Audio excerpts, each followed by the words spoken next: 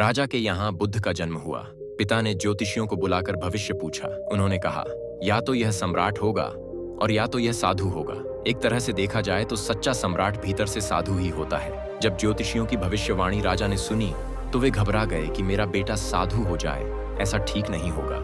राजा ने पूछा, कोई उपाय बताइए, क्योंकि मैं चाहता हूं कि राजा का पुत्र राजा ही बने। ज्योतिषियों ने कहा कि इसका लालन पालन व पूरा जीवन बड़ी सावधानी में बिताना होगा, अर्थात आपका पुत्र सिद्धार्थ कभी किसी बूढ़े व्यक्ति को न देखे, कभी किसी बीमार व्यक्ति को न देखे और कभी किसी मरे हुए व्यक्ति को न देखे। जब तक ऐसा होगा तब तक वे राजा ही बने रहेंगे। अगर ऐसा नहीं हुआ तो वे साधु बन जाएंगे। राजा शुद्धोधन ने अपने पुत्र सिद्धार्थ के लिए बढ़िया से बढ़िया, बड़े बड़े महल, अच्छे से अच्छा भोजन, दास दासियां और खाने पीने के सामान आदि वस्तुओं के ढेर लगा दिए। पिता ने पुत्र को सुख सुविधाओं में इतना उलझा दिया कि उसे बाहर का संसार याद ही नहीं आया। शुद्धोधन ने समझ लिया कि अब इतने सुखों के आगे साधु बनने का प्रश्न ही उपस्थित नहीं होता। वे निश्चित हो गए। राजा शुद्धोधन ने बिल्कुल पक्की व्यवस्था कर रखी थी कि उनका पुत्र सिद्धार्थ जीवन में कभी भी वृद्ध, बीमार और मृतक व्यक्ति को देख न सके, क्योंकि वे अपने पुत्र को खोना नहीं चाहते थे। सिद्धार्थ का जीवन ऐश्वर्य और सुख सुविधाओं में बीत रहा था। उनके जवान होने पर एक सुंदर कन्या यशोधरा से उनका विवाह हो गया। विवाह हो जाने पर शुद्धोधन की आधी चिंता मिट गई। अब तो शादी हो गई, अब कहां जाएगा? अब तो मेरा पुत्र बंधन में बंध गया है, अब उसके कहीं जाने का सवाल ही नहीं उठता। 1 वर्ष बाद बेटे का भी जन्म हो गया। उसका नाम राहुल रखा गया। अब राजा शुद्धोधन को बिल्कुल पक्का विश्वास हो गया कि अब यह कहीं नहीं जा सकता।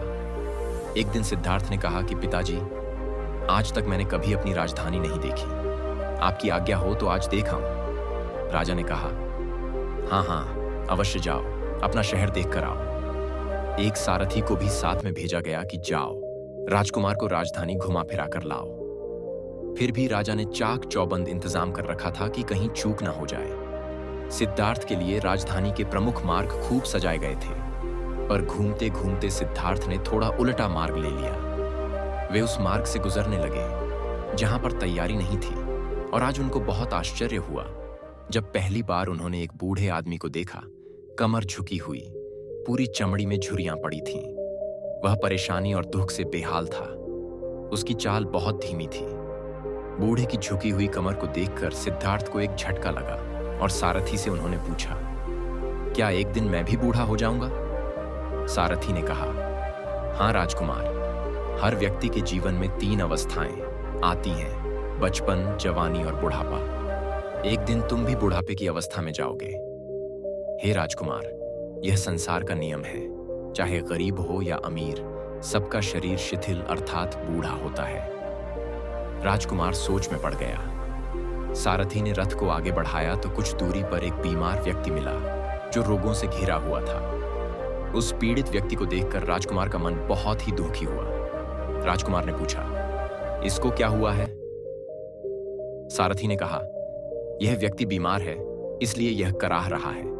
इस संसार में दुख और सुख दोनों हैं। यह अपने अपने भाग्य की बात है कि कोई दुखी है और कोई सुखी है। क्या मैं भी कभी बीमार हो सकता हूं? सारथी ने कहा, आप ये विचार अभी छोड़ दें। समय बड़ा बलवान होता है। ये सारी बातें कर्मों पर निर्भर करती हैं। चाहे राजा हो या रंक, सुख दुख सब पर आते हैं। अगर शरीर में कोई रोग आना है तो वह आएगा। यह सब सुनकर राजकुमार सोच में पड़ गया। सारथी ने रथ को कुछ आगे बढ़ाया तो सामने से 4 कंधों के ऊपर एक अर्थी को जाते हुए देखा। राजकुमार ने ऐसा पहली बार देखा था। उसने सारथी से पूछा, यह क्या है? यह आदमी मर गया है, यह मुर्दा है। जो व्यक्ति मर जाता है उसको बांधकर श्मशान भूमि में ले जाते हैं, फिर वहां पर उसे जला दिया जाता है। राजकुमार ने कहा, क्या सबको मरना पड़ता है? हाँ, सबको मरना पड़ता है। यह मृत्यु लोक है। जो जन्म लेता है उसे कभी ना कभी अवश्य ही मरना पड़ता है। तो इसका मतलब यह हुआ कि ठीक इसी तरह से एक दिन मुझे भी मरना होगा।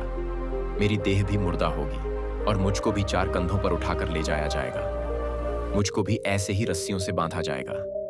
मेरे भी आगे पीछे घर के सदस्य रोएंगे, तड़पेंगे, और जिस संसार को मैंने इकट्ठा किया है वह सारा का सारा मुझसे छूट जाएगा। इसका मतलब यह हुआ कि क्या एक दिन मैं भी मर जाऊंगा? क्या एक दिन यशोधरा भी मर जाएगी? क्या एक दिन मेरा राहुल भी मर जाएगा? सारथी ने कहा, हाँ राजकुमार, एक दिन मैं भी मरूंगा, आप भी मरेंगे, यशोधरा भी मरेंगी और राहुल भी मरेगा, क्योंकि यह सब मरने के लिए ही पैदा होते हैं। उस रात सिद्धार्थ सो न सके। सोचने लगे कि क्या संसार में इतना दुख है, रोग है, बुढ़ापा है, और ऐसे में मैं खा पीकर कैसे जी सकता हूं? नहीं नहीं, ऐसा मुझसे नहीं हो सकता। मुझे खोजना होगा उस तत्व को जो दुख, पीड़ा और शोक से रहित हो, जो भय, भ्रम और भूल से परे हो, जो अनंत आनंद से भरा हो, जिसे पाकर फिर और कुछ पाने की इच्छा न हो। सिद्धार्थ वैराग्य के शिखर तक पहुंच चुके थे। बस उसी रात को उन्होंने घर छोड़ दिया। सारथी से कहा कि नगर की सीमा से दूर ले चलो। नगर के बाहर पहुंचकर सारथी को लौटा दिया। फिर कई दिनों तक वन में चलते गए। एक घने पीपल के वृक्ष के नीचे आसन लगाकर ध्यान में लीन हो गए।